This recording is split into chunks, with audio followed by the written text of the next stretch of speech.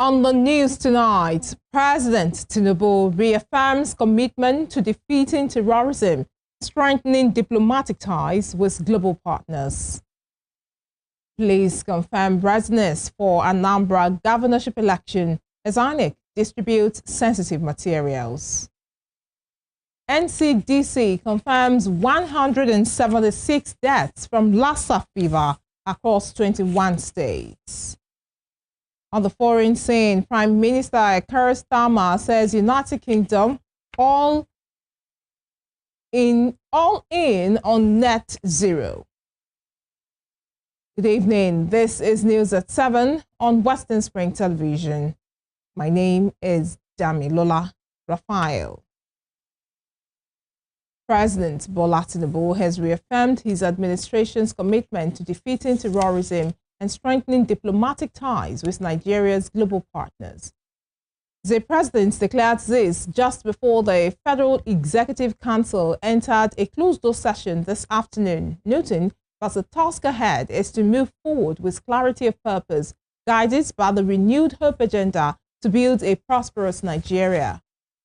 The meeting, held at the Council Chamber of the Aso Rock Villa, Abuja, is the first gathering of the Council since July. His remarks come days after U.S. President Donald Trump designated Nigeria as a country of particular concern, a move the federal government has described as a misrepresentation of the nation's security situation. In his first public comments on the matter, President Tinubu said his government is engaging the international community to advance security, stability, and economic growth. The president also assured Nigerians that the country remains united and resolute in its pursuit of peace and prosperity. People will continue to engage with our partners. The success of the 2.3 billion bond, subscription, oversubscribed, is the most, at this stage. So the task ahead is immense. We are engaging the world diplomatically, and we assure all of you that we will, defeat terrorism in this country. The task ahead is immense, but it's our resolve to move forward with unity and purpose, guided by renewed hope agenda to build a prosperous, inclusive, and resilient. Earlier, President Bola Tinubu administered the oath of office to Dr. Bernard Doro and Dr. Kingsley Ude as ministers, officially inducting them into the Federal Executive Council. The ceremony took place at 1:52 p.m. inside the Council Chamber of the Aso Rock Villa, Abuja, minutes before FEC meeting commencement. The swearing-in restores cabinet representation for Plateau and Enugu states, both of which had been without ministerial presence in the past few weeks. Dr. Doro, a UK-trained clinical practitioner, was nominated by Tinubu on October 21 to replace Professor Nentawe Yuwata, who vacated the Ministry of Humanitarian Affairs and Poverty Reduction after emerging as national chairman of the All Progressives Congress on July 31. While Ude, the Attorney General and Commissioner for Justice in Enugu State, until his nomination, replaces Uche Nnaji, the former Minister of Innovation, Science and Technology, who resigned on October 7 following controversies over his academic records. Turning to politics, the Commissioner of Police for Election Duty in Anambra State, Abayomi Shogunle, has assured that security personnel are fully prepared to safeguard both land and riverine areas ahead of Saturday's governorship election. Shogunle gave the assurance as officials of the Independent National Electoral Commission, INEC, arrived at the Central Bank of Nigeria, CBN, in Oka to collect sensitive election materials. The resident electoral commissioner, Rec. Queen Argo, was also present to oversee the process. Party agents, journalists, and observers were on hand, though the officials arrived later than the scheduled 10 a.m. time.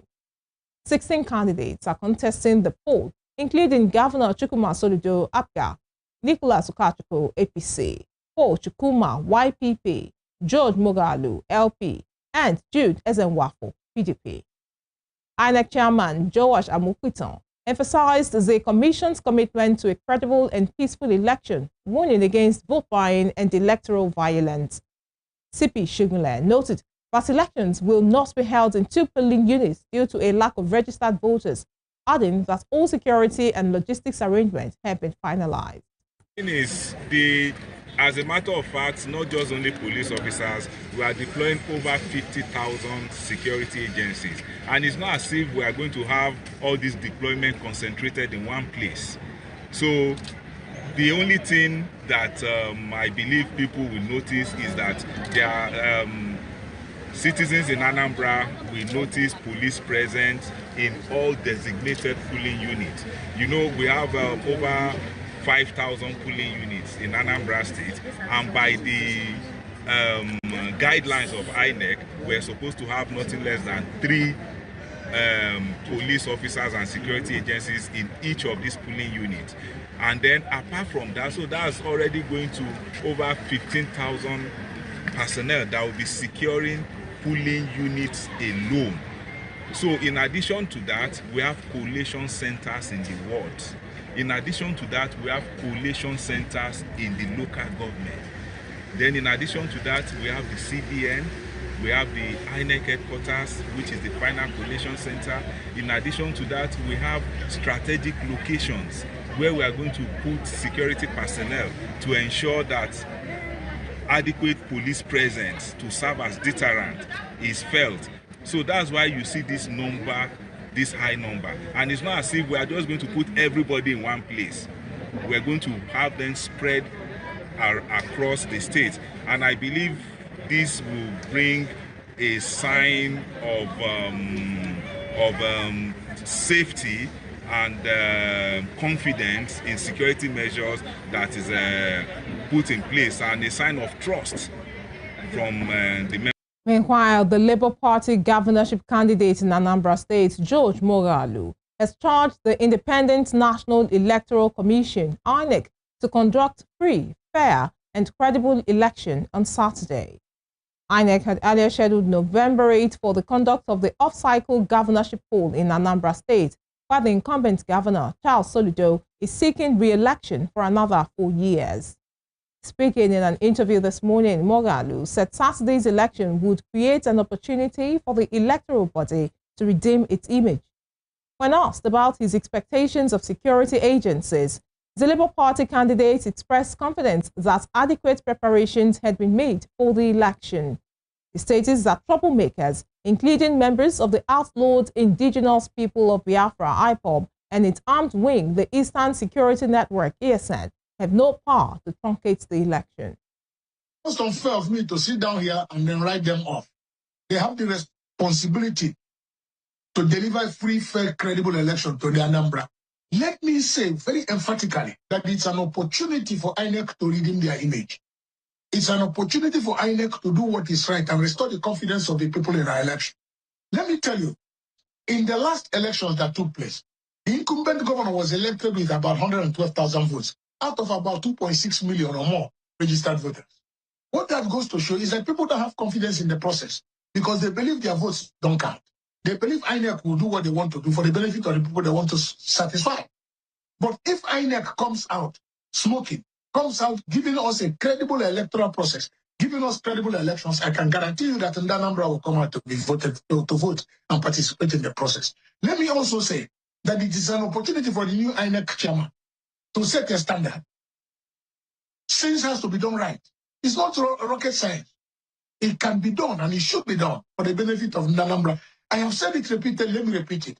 The worst corruption is electoral corruption, because through electoral corruption, you create people that are not. Still in politics, some members of the People's Democratic Party, PDP, today held a peaceful protest at the United States Embassy in Abuja. The protesters sought the support of the international community to safeguard Nigeria's democracy and prevent the country from sliding toward a one-party system. They also submitted a protest letter at the U.S. Embassy, the European Union complex, and the Ministry of Justice. The demonstrators carried placards with messages urging the international community and the Ministry of Justice to intervene and protect Nigeria's democracy and the judiciary. The protesters allege a drift toward a one-party state, claiming that the ruling party is engaging in undue intimidation of opposition members. The opposition party has been embroiled in crisis for over 2 years now, with leaders of the party recently engaging in counter-suspension of each other. In another development, the Senate has directed the National Agency for Food and Drug Administration and Control, NAFDAC, and other relevant regulatory bodies to strictly enforce the ban on the packaging of high-strength alcoholic beverages in sachet format beginning December 2025. The lawmakers further resolved that no additional extension should be granted beyond the current moratorium. The resolution follows the adoption of a motion sponsored by Senator Asuko Ekweong on the need to hold further extension of the phase-out of alcoholic beverages packaged in sachet format. In his lead debate during plenary, Senator Ekweong reminded the Senate that NAFDAC, in line with international best practices, had announced the phased ban on the importation, manufacture, and distribution of alcohol packaged in sachets. He warns that the continued production of high-strength alcoholic beverages in sachet format fuels youth addiction, road accidents, school dropouts, domestic violence, and other social vices. Following brief deliberations, the Senate resolved to also instruct the Federal Ministry of Health to remove any impediments preventing NAFDAC from carrying out its enforcement responsibilities. Industry behavior, recognizing that excessive youth exposure to cheap, high alcohol content products packaged in sachet format contributes to addiction, impaired cognitive development, increased school dropout rates, road accidents, domestic violence, and other social vices.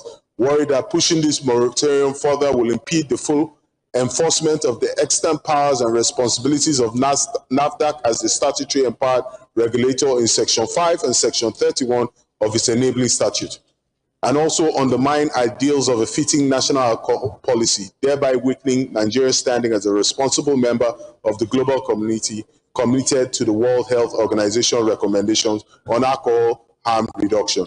Mindful of the provisions of Section 17(3)(f) of the 1999 Constitution, which mandates that children, young persons, and the aged are protected against exploitation and moral and material neglect, thereby obligating the government to proactively curb harmful products easily accessed by minors. Disturbed that continued delays in the enforcement of the prohibition will further saturate the market with high-strength alcoholic product packaged in sachet format. Accordingly, the Senate resolves to mandate and direct NAFDAC and relevant regulatory agencies not to grant any further extension to the moratorium scheduled to lapse in December 2025 and to immediately ensure strict enforcement of the ban and prohibition of packaging high-strength alcohol in sachet format in all parts of the Federal Republic of Nigeria from December 2025 without delay. 2. Mandate the Federal Ministry of Health to ensure that there are no impediments to the ability of NAFDAC to enforce the prohibition of the packaging of alcoholic products in sachet format in any part of Nigeria. 3. Call on the Federal Ministry of Health to expedite the conclusion and public release of the National Alcohol Policy that contains a clear and unequivocal prohibition of the packaging of high-strength alcoholic products in sachet format, and to support NAFDAC in providing a holistic direction for enforcement and public sensitization. 4. Direct the National Orientation Agency to intensify nationwide sensitization campaigns on the dangers of high alcohol content beverages among youth and school-age children, and to discourage the packaging and consumption. To health matters, the Nigeria Center for Disease Control and Prevention, NCDC, has confirmed that at least 176 people have died from Lassa fever across 21 states. According to the agency's latest Lassa fever situation report, a total of 955 confirmed cases have been reported from 8,367 suspected infections across 102 local government areas. While the overall number of infections has slightly declined compared to the same period in 2024, the NCDC says the case fatality rate has worsened, rising from 16.6% to 18.4%. Ondo, Bauchi, Edo, and Taraba remain the epicenters of the outbreak, accounting for 88% of all confirmed cases recorded so far this year.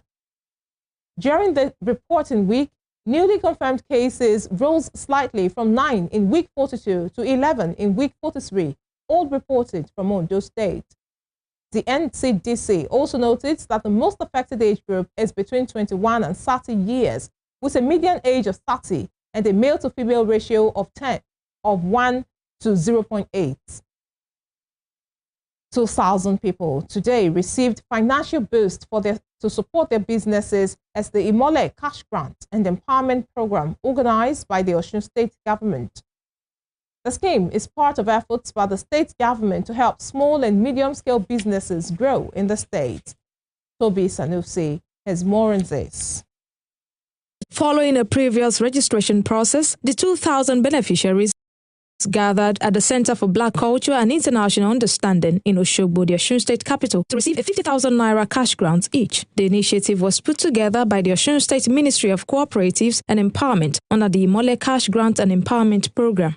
In his address, the Commissioner for Cooperative Empowerment, Bayo Ogungbangbe, says the initiative, which has been in place for a long time, was put together by the state government to lift people out of poverty and empower businesses.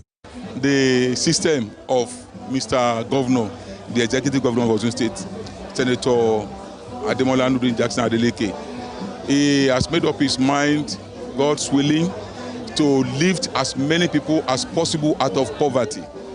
He wants so many people, some of Osun Diji. He wants them to be able to stand on their own. Today, we are assembling another 2,000 beneficiaries, and they are going to go home with 50,000 naira each. So the next batch is coming up very, very soon. Mr. Ogungbangbe, who urged the beneficiaries to utilize the 50,000 naira cash grant judiciously, also added that it will in turn boost the state economy through the investment of the beneficiaries. The governor is injecting above 100 million into the economy of Osun State. Definitely, it will boost the economy of the state. About 2,000 people, above 2,000 people will be going home with cash grant today. So definitely it will help their business. And to use the money judiciously, the governor wants them to put the money, inject the money into their business, not using it to do party or to use it to buy Ankara or Asoebi. We want the money injected into their businesses. Emmanuel Fakowajo is a barber who intends to use the 50,000 naira cash grant to purchase some barbing equipment, which he said will in the long run boost his startup business. Because I have a business, I'm a barber, so I came here to use the money as to help my business, to improve, to help my business. Other beneficiaries like Christina Abiodun, who sells provision, and a shoemaker, Kehinde Olawumi, were full of gratitude to the state government for the empowerment program, noting that such will make their businesses more attractive to their customers. The cash grant is 50,000 naira, and I will use it for small-scale business, in which I know that with that, I will be able to assist other people in my community. Through the empowerment that the governor is doing, so which is very wonderful. So we really appreciate the Excellency Governor Imole. So his name is Adeleke Jackson. So we really appreciate his efforts towards this contribution, and the Lord will help him the more. Actually, it comes at the prompt time, sincerely speaking. So we are in the Ember month. As shoemaking, I'm a shoemaker, so I will use it to buy materials and to make sure, so even for people, so people will patronize more. Another beneficiary, Ajibola Kolawole, hopes the state government will continue to facilitate such empowerment to help businesses grow. I will use this form freely, without even collect any money from me, and I apply for it, and they send message to me through my WhatsApp that today is the day that we come and collect the cash grant. That's why I'm here.